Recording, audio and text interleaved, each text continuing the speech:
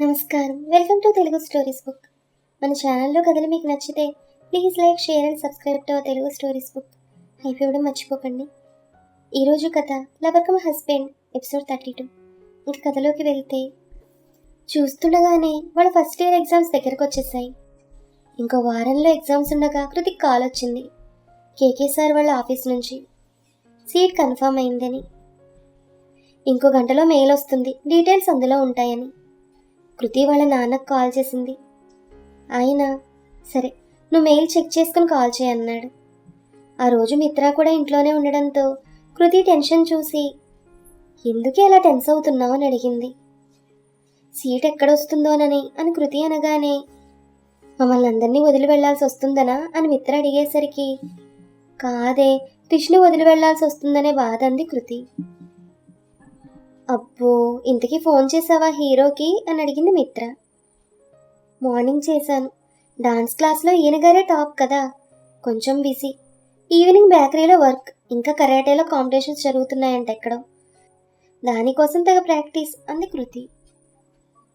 No doubt వాడు ఖచ్చితంగా star hero అవుతాడంది మిత్ర. ఇంకప్పుడు మీ ఫ్రెండ్ కొమ్ములు గ్యారంటీ అంది కృతి. నువ్వున్నావుగా కట్ చేయడానికి అని నవ్వింది మిత్ర. కృతి మెయిల్ చెక్ చేసింది. యాహూ అని పెద్దగా అరిచింది. ఆ అరుపుకి మిత్ర ఇంకా కిచెన్లో నుండి అమ్మమ్మ, ఏమైంది ఎందుకలా అరిచావని అడిగారు. ఉండండి అంటూ రిషికి కాల్ చేసింది కృతి. రిషి లిఫ్ట్ చేయగానే, రిషి నాకు హైదరాబాద్లోనే సీట్ వచ్చింది అని చెప్పింది కృతి. అవునా, కంగ్రాట్స్ చిన్ను. సరే నీకే ఫస్ట్ చెప్దామని కాల్ చేశాను, ఉంటాను, బై బై. హే ఆగు, మీ డాడీకి చెప్పావా? రే ఫస్ట్ నీకే అన్నాను కదా. అవునా, అయితే చూడు, నువ్వు ఇవాళ చెప్పు, ఆయన 2 రోజుల్లో నీకు ఇంకో షాకింగ్ న్యూస్ చెప్తాడు. ఏంటది? ఒకటి ట్రాన్స్ఫర్ గురించి. అర్థం కాలేదు రిషి. సరే వెయిట్ చేయి, ఉంటాను బాయ్ అని ఫోన్ పెట్టేశాడు రిషి. కృతికి హైదరాబాద్లోనే సీట్ వచ్చిందన్న ఆనందంతో వాళ్ళ నాన్నకి అభికి కాల్ చేసి చెప్పింది. 2 రోజుల తర్వాత సుప్రజ కృతి మిత్ర చదువుకుంటుంటే వచ్చి, చెల్లి నీకో గుడ్ న్యూస్ ఇంకో బ్యాడ్ న్యూస్, ముందు ఏది చెప్పనని అడిగింది. దాంతో మిత్ర, ముందు బ్యాడ్ న్యూస్ చెప్పక్క, ఎందుకంటే గుడ్ న్యూస్ తర్వాత బ్యాడ్ న్యూస్ వినలేమని కళ్ళెగరేసింది మిత్ర. అయితే విను, నువ్వు ఇంక రోజు రిషిని కలవడానికి వీల్లేదు. మరి గుడ్ న్యూస్ అని అడిగింది కృతి.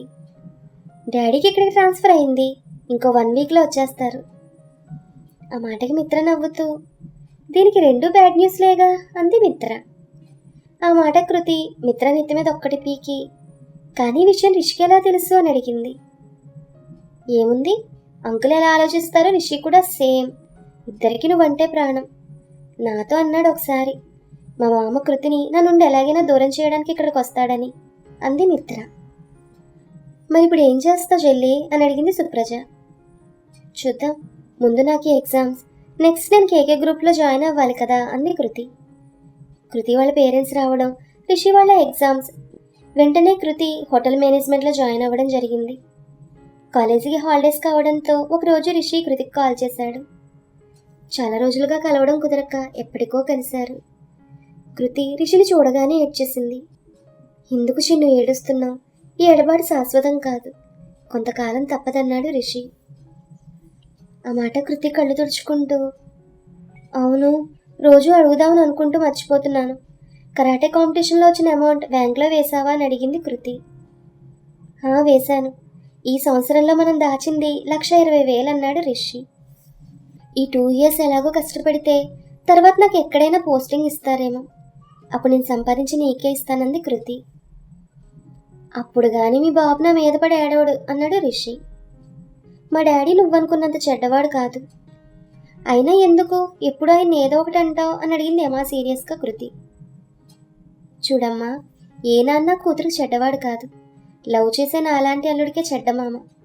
అయినా ఒకటి చెప్తాను విను, మంచి చెడులు అనేవి రాసులు పోసినట్లుగా విడివిడిగా ఉండవు, అవసరాన్ని బట్టి మంచితనం, అవకాశాన్ని బట్టి చెడ్డతనం బయటకు వస్తాయి. రిషి మాటలు విన్న కృతి, అంటే మా నాన్న అవకాశవాదంటావా అని అడిగింది. ఆ మాట నేననలేదే, ముందు ముందు నీకే తెలుస్తుందన్నాడు రిషి. నువ్వన్నట్లు అదే జరిగితే నువ్వే గ్రేట్ అని ఒప్పుకుంటానంది కృతి. నేను గొప్పవాడిని అనిపించుకోవడానికి మీ తండ్రి కూతురుని విడదీయనన్నాడు రిషి.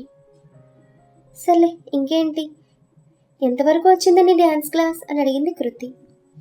ఆల్మోస్ట్ కంప్లీట్ అయినట్లే అన్నాడు రిషి. కాసేపు మాట్లాడుకున్న తర్వాత ఎవరి దారిన వారు వెళ్ళిపోయారు. కృతి రిషిల లవ్ లైఫ్లో ఇంకొక సంవత్సరం గిర్రున తిరిగింది. రిషి అప్పటికే 6 అడుగులు దాటి 6'2" హైట్తో, పాలుగారి బుగ్గలతో, ఒత్తైన జుట్టుతో హీరోలా అయ్యాడు. ఫైనల్ ఇయర్ వచ్చేసరికి మనోడికి కాలేజీలో ప్రపోజల్స్ వచ్చేవి, కానీ లైట్ తీసుకునేవాడు.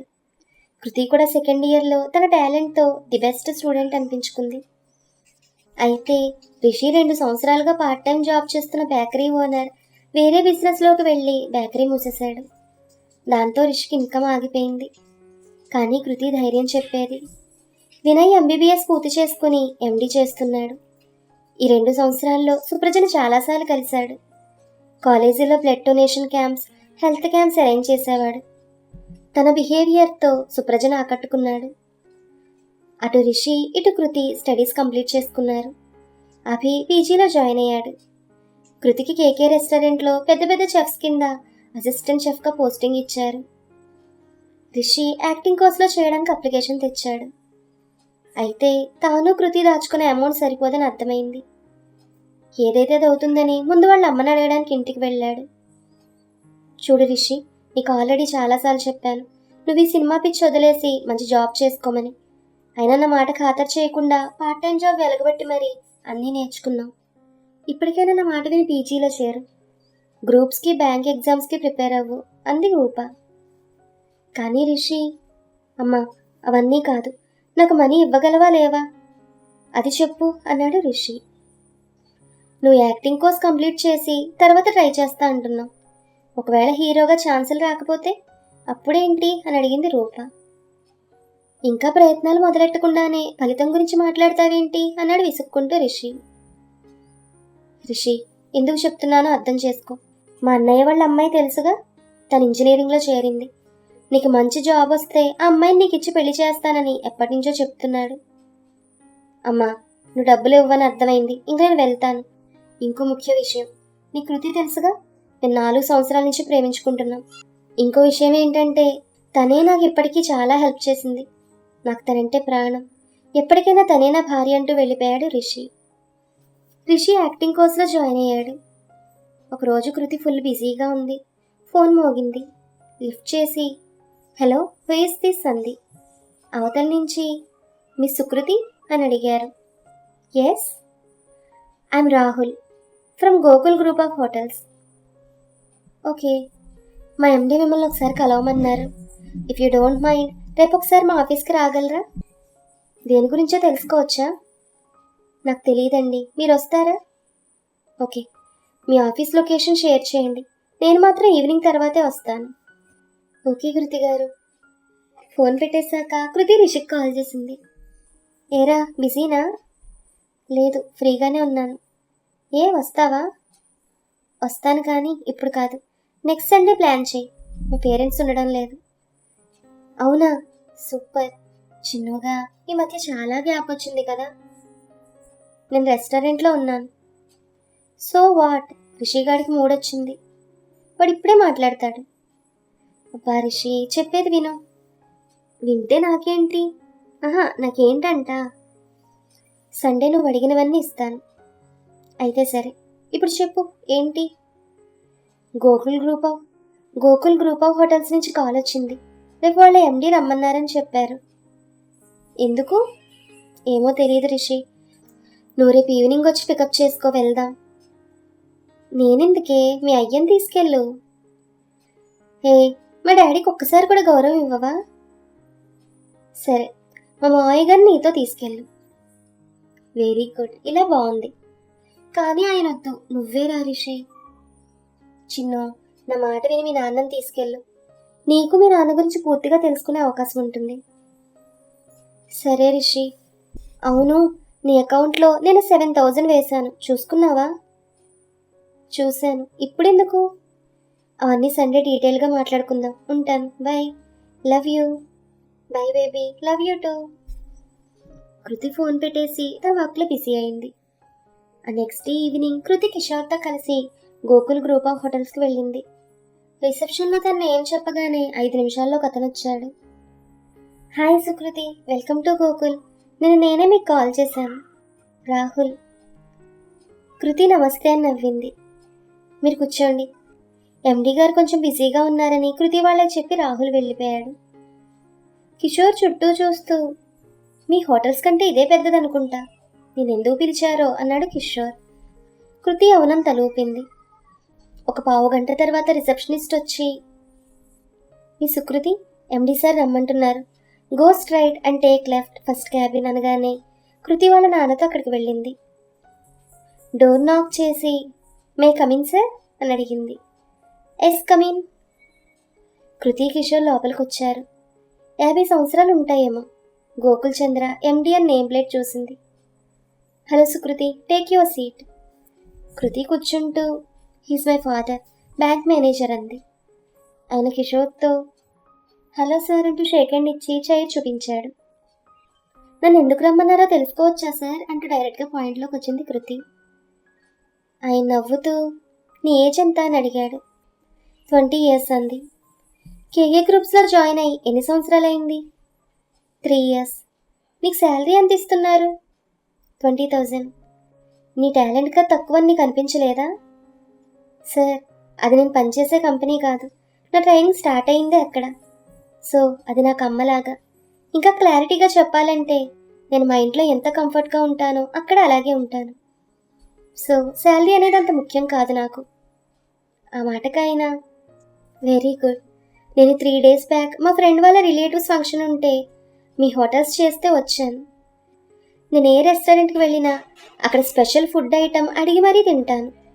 ఆ రోజు కూడా అలాగే మీ రెస్టారెంట్లో స్పెషల్ తిన్నాను, bottle fried fish with white sauce. Wow, it's amazing. వెంటనే చెఫ్ ఎవరని అడిగితే నిన్ను చూపించారు. I'm impressed. టాలెంట్ ఎక్కడున్నా ప్రోత్సహించడం మీ కేకే గారు అలవాటు, బట్ టాలెంట్ ఎక్కడున్నా కొనేసేయడం నాకు ఇష్టం.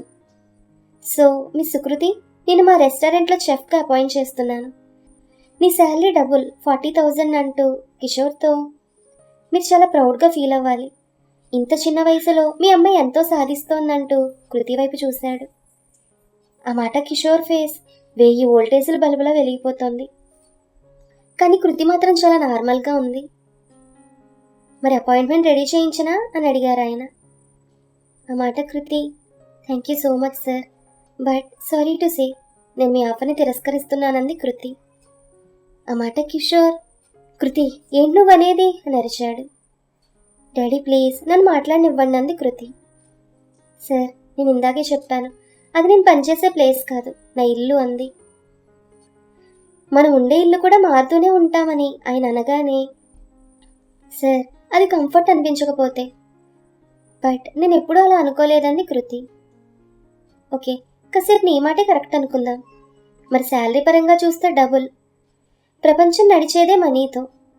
మోరోవర్ అని ఆగి కిషోర్తో, sir if you don't mind కాస్త బయట వెయిట్ చేయండి అనగానే కిషోర్ కాస్త నిరుత్సాహంగా బయటకు వెళ్ళాడు. ఆయన కంటిన్యూ చేస్తూ, ఇప్పుడు నీకు డబ్బు అవసరం చాలా ఉంది సుకృతి అన్నాడు ఆయన. ఆ మాటకి కృతి అర్థం కానట్లుగా చూసింది. కృతికి ఇప్పుడు డబ్బు అవసరం చాలా ఉందని ఆయన ఎందుకన్నాడు? మరి కృతి ఆయన మాటలు కన్విన్స్ అవుతుందా లేదా? కృతి ఏ డెసిషన్ తీసుకుంటుంది? Keep listening. మరొక మంచి అప్డేట్తో మళ్ళీ కలుద్దాం. ఈ కథ మీకు నచ్చితే please like, share and subscribe to our Telugu stories book. Thank you.